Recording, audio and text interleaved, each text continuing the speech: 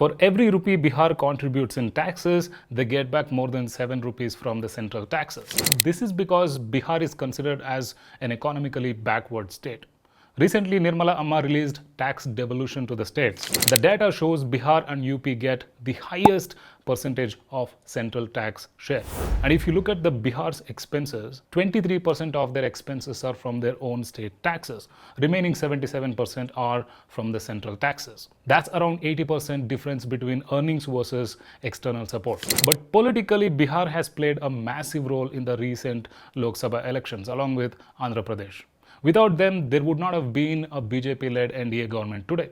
No matter how heroic Bihar has played in the politics, from the economic point of view, the question still remains same. Why is Bihar still poor? Let's get deep into the economy of Bihar in this analysis. Before I begin the analysis, a small announcement. Recently, I launched a skill-based video editing course for beginners. If you like video editing and if you are a beginner and want to take editing to the professional level, use the coupon code EDIT50 to get 50% discount. The course link is in the description. Coming back to the Bihar economy. The first thing is about population. Bihar is one of the most populated states in India. And if we analyze only the state population, nearly 90% of the population live in rural areas. That means villages dominate Bihar. What's surprising about this population is nearly 60% of the population is very young, fall below 25 years of age group. This is the highest proportion of young people living in any Indian state. Now we are getting into Bihar, right? First question you will have is why? Why so much of population? Obviously, there is high birth rate. Why is the high birth rate? It leads to lack of health infrastructure in the state. Then again, lack of education.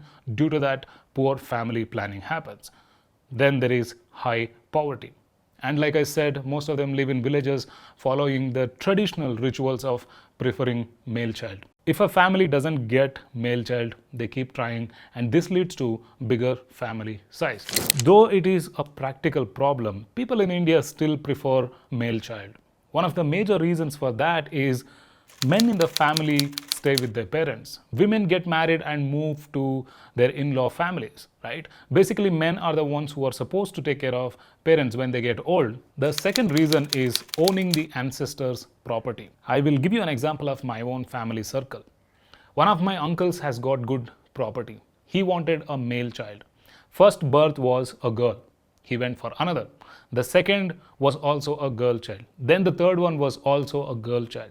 I think the fourth or fifth one was a boy. Finally, I really felt bad for my aunt, for going through this whole physical exhausting exercise. Then I feel bad for my uncle also. Because earlier, only men had the rights for the property share, land or house from the parents, right? But recently, the government passed a new rule that even girls also get equal rights and share from the property. Now, this boy grows up, right? He doesn't get more. Forget about more. All the children will get equal share. Now, don't compare this story with Bihar, because Bihar, largely the rural population belong to poor families. And the family sizes have been bigger, which leads to smaller sizes of the land. And most of the labor class families don't even own the land. If you know how villages operate in India, you might have seen this in Panchayat TV series on Amazon. The lifestyle shown there is very similar to the reality. Usually more than 90% of the village population are lower or backward communities. Mostly they're all labor class, right? And the remaining very small portion of the population are from the upper caste communities or the general class, right? They're also the landlords and they own the entire village. The others work for these landlords. Now, let's analyze the recent caste survey from the government of Bihar. Around 15% of Bihar's population is general communities. Rest of them are other backward castes or SC/ST Dalit communities. OBCs cover more than 60% of the population, and that is why the OBC card plays a major role in Bihar politics. Now we are getting a little deeper into the problems linked to the population. You are dealing with population growth. poverty on top of that, and majority are either OBC class or Dalits. As a state, the first concern is not about economic growth. Bihar's concern has been social development. Post Lalu Prasad Yadav and Nitish Kumar era in Bihar politics, you have to first uplift the lower class before even thinking about economic growth. This is where reservations, government jobs played a role in their politics. The second side of the problem is the average age in Bihar is less than 20 years, where in the south it is more than 30 years, right? There's a huge gap between these Bihar and south states, which shows how far the state is behind in the healthcare sector. This is where the education also gets screwed up, right? The average education in Bihar is elementary school dropout. Again, I will give a comparison to the south because I am from Karnataka, where you will find so many degree students in all the corners. I think from education point of view, Karnataka has done a tremendous job, and I'm not saying this because I'm from the state. I am extremely proud of the education in Karnataka. Born and brought up in Bangalore, I never felt the need to migrate to other states for education or jobs. Economic growth backed by education has been a very high priority for Karnataka, no matter which political party has come to the power.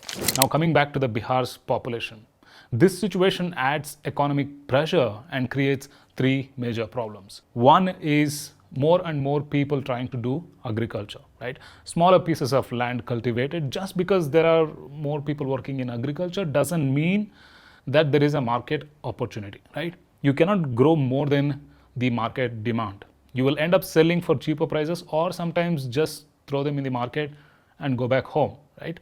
Then comes the second problem, which is migration from the rural areas to urban places like Patna, or even completely other states like Biharis migrate to the South Indian states in search of jobs. The third problem is education level of this population, right? We just talked about the average education of Bihar, which is elementary school dropout.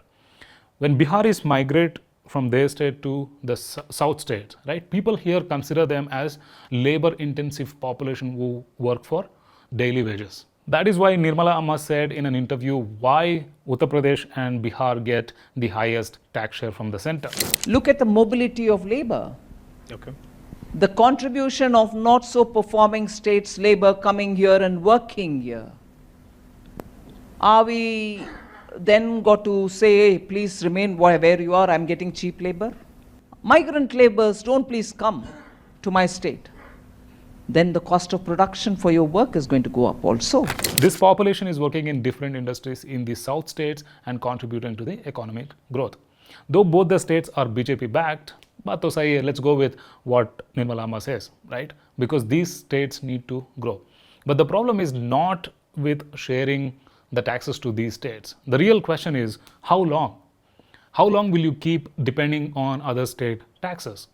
Show some economic growth. Social development era is done. Now they have to show some results in the economic sectors, right?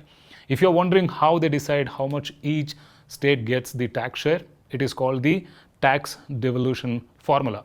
The Finance Commission decides the tax share based on a combination of metrics by states' demographic performance. So 41% of the taxes collected by the center is transferred to the states in 14 installments. They decide this based on how the state manages geographical area, management of population, income distance of the state, efforts in tax collection, and basically to uplift the state. Bihar has not performed well in these metrics, and other developed states do well even after receiving lesser tax share back. Now let's discuss the important segment of this video, which is politics of Bihar. From the Lok Sabha point of view, Bihar has 40 seats and UP has 80 seats. They are a large portion. That's why BJP has focused a lot on this. So anyway, that's from the center. For any state to grow, we need 4 areas to be directly linked to the economic policy. Number 1 is education. It is a must, no other talk at all. Number 2, skill training. Number 3, healthcare infrastructure. Right from facilities to training to colleges, everything, sab kuch, everything, right? Number 4, infrastructure. Once you have good infrastructure, 5th is special economic zones, SEZs. SEZs must get all the facilities from the state: good connectivity, land availability, water, uninterrupted electricity, roads to airports, all must be good to have SEZ. To meet all these requirements, you need a solid governance. All of them are linked to governance. And I'll give you one small example of Bangalore. On the way to Tamil Nadu, NH7, we have a junction called Silk Board. This is a crucial signal which connects 4 SEZs of Bangalore: Electronic City, Bannerghatta, Sarjapur and Whitefield. The main is Electronic City, which plays a crucial role in Karnataka's economic growth. Major companies like Infosys, Biocon, TCS and so many others are operating from this economic zone. This junction is known for nightmares of traffic jams in the history of Bangalore. First, what the government did was they built a flyover. Problem not solved. Then they made an elevated expressway, starts from Silk Board and that directly goes to the Electronic City SEZ. Even after that, the problem was not solved. Now they built a double-decker flyover along with metro lane. First in Bangalore to have this infrastructure. No matter how much chaos happens, the focus of the government is always to have smooth connectivity for these SEZs towards Bangalore airport. The reason I shared this story is because this is the type of governance needed in Bihar. But you can look at the other problem associated with politics, which is caste system, which has played a very big role in Bihar politics. Political point of view, there have been 2 major parties. One is JDU, Janata Dal United, where Nitish Kumar's party is. He has been the longest serving chief minister of Bihar. The other is RJD, Rashtriya Janata Dal, where Lalu Prasad Yadav and his wife Devi, who was 3 times chief minister of Bihar. Apart from Congress, these 2 have been the major political parties. They have done well to some extent when it comes to the social development. But now the important area is economic growth. In 2005, the World Bank believed the issues faced by Bihar were enormous: persistent poverty, complex social stratification, unsatisfactory infrastructure, and weak governance. And lastly, I want to show you the sources of revenue for the state versus labor force engaged in the economy. There is less than 8% of the population engaged in industry labor. That is where they need to work a lot. There is a big population engaged in agriculture because there are no jobs available in the industry sector. Lalu Prasad Yadav and Nitish Kumar, to some extent, they have tackled one stage, which was social development, right? But they have not succeeded in the economic development. Hopefully in the next decade, there will be some progress. Because if Bihar doesn't grow, it is not just Bihari's problem. It is the entire India's problem. That's from my side. But what do you think about Bihar? Write in the comments below. And lastly, don't forget to check out the video editing course.